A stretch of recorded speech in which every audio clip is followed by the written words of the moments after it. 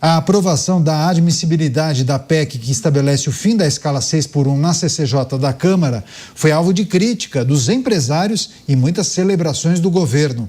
A pauta é uma das promessas do presidente Lula para a campanha de reeleição e tem o apoio do líder da casa, Hugo Mota, que quer celeridade na análise da proposta.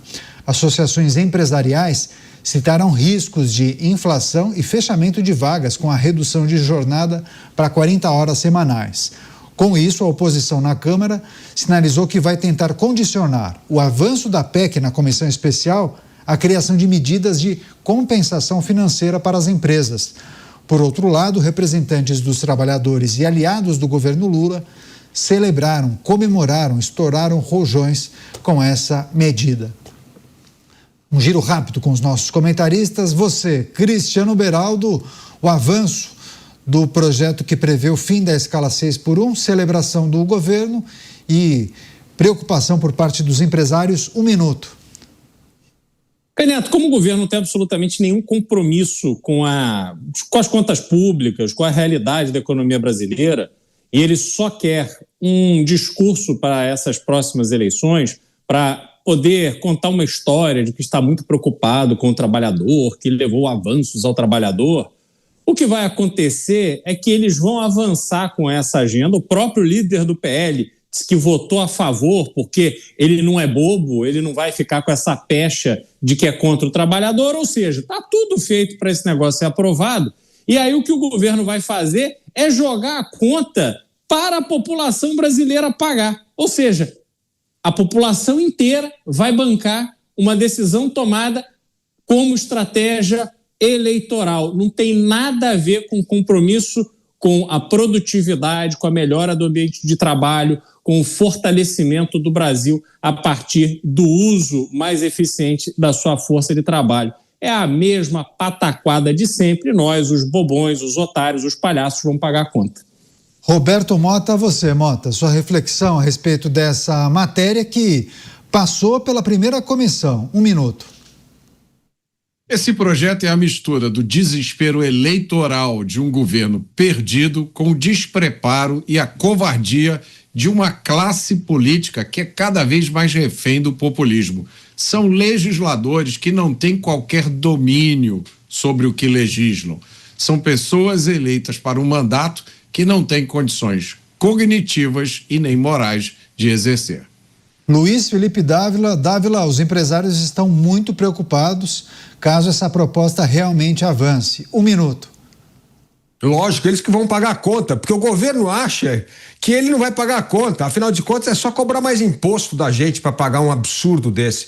O fato é o seguinte, nós já aprovamos uma reforma trabalhista que permite o legislado sobre o acordado. Então, por que o acordado não faz logo o acordo que você quiser? Trabalha quantas horas você quiser. Não precisa de legislação, não precisa aprovar nada. Ou seja, este é um projeto de cunho unicamente populista, que vai aumentar o desemprego, destruir pequenos negócios e o governo depois vai fazer, como fez com as blusinhas, inventar uma desculpa para se desfazer do problema que criou. Passar para o Bruno Musa, também 1 minuto para você. Musa, os trabalhadores teriam, se essa proposta for aprovada, mais tempo para descansar. E uma pesquisa revelou que muitos deles usarão esse tempo para trabalhar e complementar a renda. 1 minuto. Bom, vamos lá. Eu já mencionei aqui hoje e outros dias a respeito da produtividade e aquele estudo da Organização Internacional do Trabalho, onde o Brasil está na parte de baixo da tabela. Além de termos uma produtividade pior do que a de Cuba, segundo a Organização Internacional do Trabalho, muitos dizem que o Brasil trabalha muito. Então vamos às horas.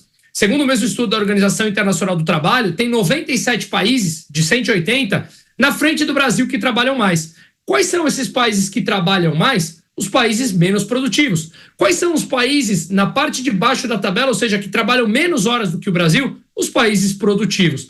Significa que o Brasil é improdutivo, segundo a Organização Internacional do Trabalho, e nós trabalhamos menos. Ou seja, sem ser produtivo e trabalhar menos horas, o resultado não é nenhum outro a não ser a pobreza.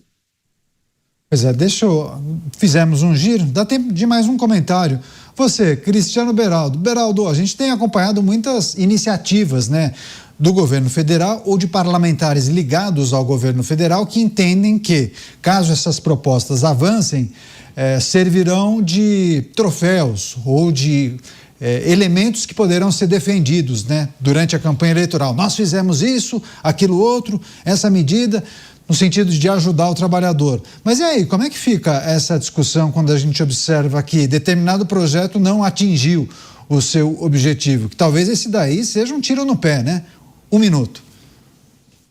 Pois é, Canhoto, e a gente tem que observar que a demanda pela mão de obra vai continuar, ou seja, os empresários que precisam de pessoas trabalhando ali vão ter que contratar essa mão de obra, então ele vai ter o seu custo acrescido, e o Brasil, né, cobra muito pela mão de obra, então isso vai ter um peso no custo final dos produtos produzidos ou dos serviços prestados, obviamente isso vai virar uma questão inflacionária. Só que o próprio trabalhador, à medida que ele trabalha menos, mas ele vai acabar ganhando menos, porque ele vai ser substituído, ele vai continuar com as suas contas para pagar. No seu tempo livre, ele vai dirigir um carro com um aplicativo, ele vai fazer um bico aqui, outro acolá, ele vai continuar trabalhando, porque não existe na vida real essa história de ganhar dinheiro sem trabalhar. Isso só na cabeça populista dos governantes do Partido dos Trabalhadores que não estão preocupados com... Aliás, vou fazer até uma correção. Partido dos Trabalhadores e do PSOL, que foi o autor inicial ali daquela proposta. Eles não estão comprometidos e preocupados com a vida real, eles simplesmente estão focando no discurso. É isso que eles vão conquistar a partir da votação dessa matéria no Congresso Nacional.